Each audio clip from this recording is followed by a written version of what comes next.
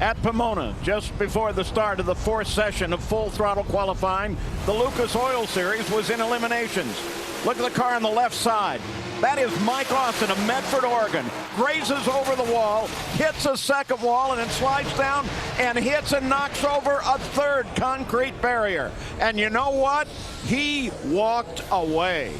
One more look at it. Mike Austin, the car starts to drift towards the center line. He stays in the throttle way too long. It rotates around, gets slightly airborne, and just clears the top of the right side guardrail, and then hits the K-wall right there, bending the chassis, ripping the transmission right out of the back of the car. That's how violent that hit was. At this point, he is sliding, and we are all holding our breath. Mike is a veteran driver. He actually finished 5th in the points in the Lucas Oil Series in 2010. But what you're seeing is a tribute to the design and the safety that's built into these cars. He was going 147 miles per hour when he passed the 8th mile clocks just before he went across the wall. That was a lot of speed, and he got a lot of air at that point. You take a look at the tire up in the air and just kept on flying.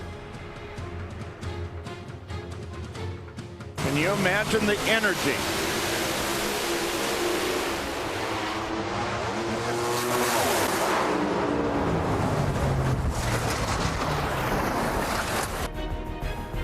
And this was after the crash. Look at that. He crawls out of all of that debris. There was no fire, of course. Stands up and talks to his rescuers. What an incredible moment. And there, the race car itself, or the 4 or 5 parts thereof, after they pulled them back to a safe area and began to work on the race car itself. Aerial coverage today is by Goodyear. Everything we've learned making tires for the proving grounds of the NHRA inspires what we roll into yours. Goodyear, more driven.